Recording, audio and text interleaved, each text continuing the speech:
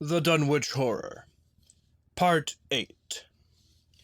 In the meantime, a quieter, yet even more spiritually poignant phase of the horror had been blackly unwinding itself behind the closed door of a shelf-lined room in Arkham.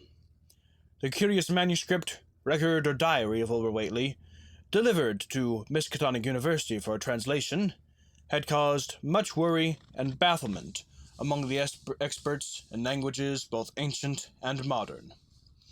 Its very alphabet, notwithstanding a general resemblance to the heavily shaded Arabic used in Mesopotamia, being absolutely unknown to any available authority.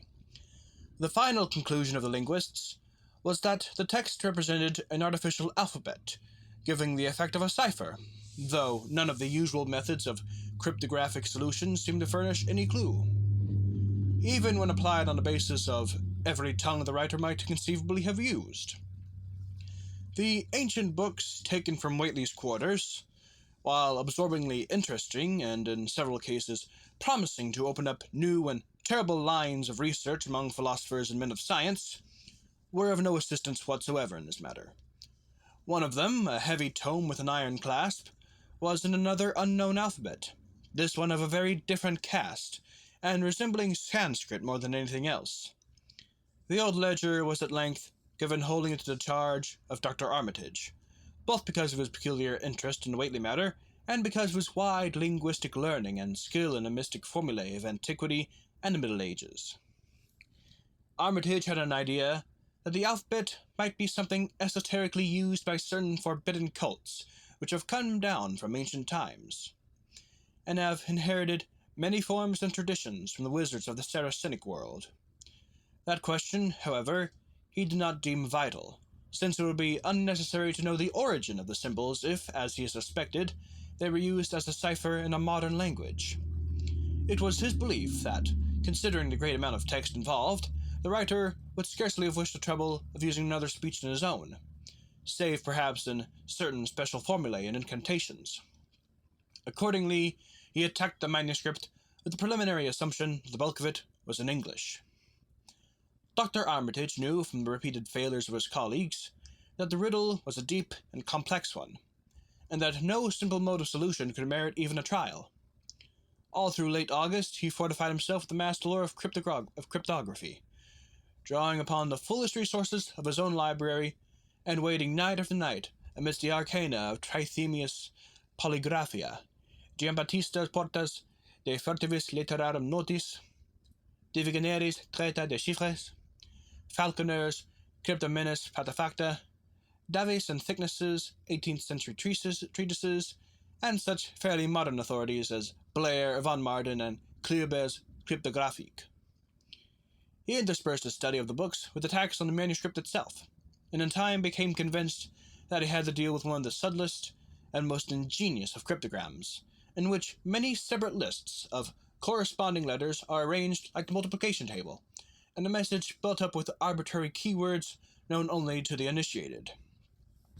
The older authorities seemed more helpful than the newer ones, and Armitage concluded that the code of the manuscript was one of great antiquity, no doubt handed down through a long line of mystical experimenters. Several times he seemed near daylight, only to be set back by some unforeseen obstacle. Then, as September approached, the clouds began to clear.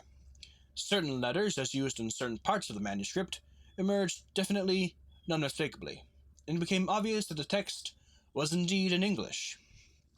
On the evening of September 2nd, the last major barrier gave way, and Dr. Armitage read for the first time a continuous passage of Wilbur Whately's annals. It was in truth a diary, as all had thought, and it was couched in a style clearly shewing the mixed occult erudition and general illiteracy of the strange being who wrote it. Almost the first long passage that Armitage deciphered, an entry dated November 26, 1916, proved highly startling and disquieting. It was written, he remembered, by a child of 3.5, who looked like a lad of 12 or 13. Today learned the Aklo for Sabbath, it ran, which did not like, it being answerable from the hill and not from the air. That upstairs more ahead of me than I had thought it would be, and is not like to have much earth brain. Shot Elam Hutchins' collie Jack when he went to bite me, and Elam says he would kill me if he dashed. I guess he won't. Grandfather kept me saying the dough formula last night, and I think I saw the inner city at the two magnetic poles. I shall go to those poles when the earth is cleared off, if I can't break through with the dough-nah formula when I commit it. They from the R told me at Sabbath that it will be years before it can clear off the earth, and I guess grandfather will be dead then, so I shall have to learn all the angles of the planes and all the formulas between the ear and in-gear.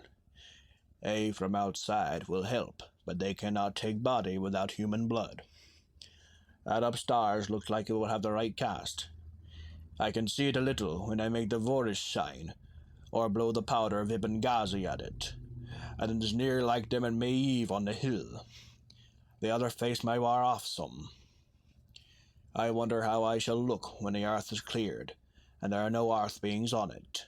He that came with the Aklos Sabbath said I may be transfigured, there being much of outside to work on. Morning found Dr. Armitage in a cold sweat of terror and a frenzy of wakeful concentration. He had not left the manuscript all night, but sat at his table under the electric light, turning page after page with shaking hands as fast as he could decipher the cryptic text. He had nervously telephoned his wife he would not be home, and when she brought him a breakfast from the house, he could scarcely dispose of a mouthful. All that day he read on, now and then halted maddeningly as a reapplication of the complex key became necessary. Lunch and dinner were brought to him, but he ate only the smallest fraction of either. Toward the middle of the next night, he drowsed off in his chair, but soon woke out of a tangle of nightmares almost as hideous as the truths and menaces to man's existence that he had uncovered. On the morning of September 4th, Professor Rice and Dr. Morgan insisted on seeing him for a while, and departed trembling and ashen gray. That evening he went to bed, but slept only fitfully. Wednesday, the next day, he was back at the manuscript, and began to take copious notes, both from the current sections and from those he had already deciphered. In the small hours of the night, he slept a little in the easy chair at his office, but was at the manuscript again before dawn. Some time before noon, his physician, Dr. Hartwell, called to see him, and insisted that he cease work. He refused, intimating that it was of the most vital importance for him to complete the reading of the diary, and promising an explanation in due course of time. That evening, just as twilight fell, he finished his terrible perusal and sank back exhausted. His wife, bringing him dinner, found him in a half-comatose state, but he was conscious enough to warn her off with a sharp cry when he saw her eyes wander toward the notes he had taken. Weakly rising, he gathered up the scribbled papers and sealed them all in a great envelope, which he immediately placed inside his inside coat pocket. He had sufficient strength to get home, but was so clearly in need of medical aid that Dr. Hartwell was summoned at once. As the doctor put him to bed, he could only mutter over and over again, "But, in God's name, what can we do?" Dr. Armitage slept, but was partly delirious the next day. He made no explanations to Hartwell, but in his calmer moments spoke of the imperative need of a long conference with Rice and Morgan. His wilder wanderings were very startling indeed, including frantic appeals that something in a boarded-up farmhouse be destroyed, and fantastic references to some plan for the extirpation of the entire human race, and all animal and vegetable life from the world, by some terrible elder race of beings from another dimension.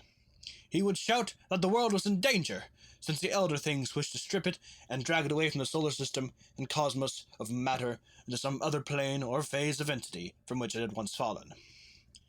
Vigintillions of aeons ago. At other times, he would call for the dreaded Necronomicon and the Dimilatreia of Redimigius, in which he seemed hopeful of finding some formula to check the peril he had conjured up. "Stop them! Stop them!" he would shout. "Those Whateleys mean to let them in, and the worst of all is left. Tell Rice and Morgan we must do something. It's a blind business, but I know how to make the powder. It hasn't been fed since the 2nd of August, when Wilbur came here to his death. And at that rate..." But Armitage had a sound physique despite his 73 years, and slept off his disorder that night without developing any real fever. He woke late Friday, clear of head, though sober with a gnawing fear and tremendous sense of responsibility. Saturday afternoon, he felt able to go over to the library and summon Rice and Morgan for a conference. And the rest of that night and evening, the three men tortured their brains in a wild speculation and the most desperate debate. Strange and terrible books were drawn voluminously from the stacked shelves and from secure places of storage, and diagrams and formulae were copied with feverish haste, and in bewildering abundance. Of skepticism there was none. All three had seen the body of Wilbur Whately as it lay on the floor in a room of that very building, and after that, not one of them could feel even slightly inclined to treat the diary as a madman's raving. Opinions were divided as to notifying the Massachusetts State Police, and the negative finally won. There were things involved which simply could not be believed by those who had not seen a sample, as indeed was made clear during certain subsequent investigations.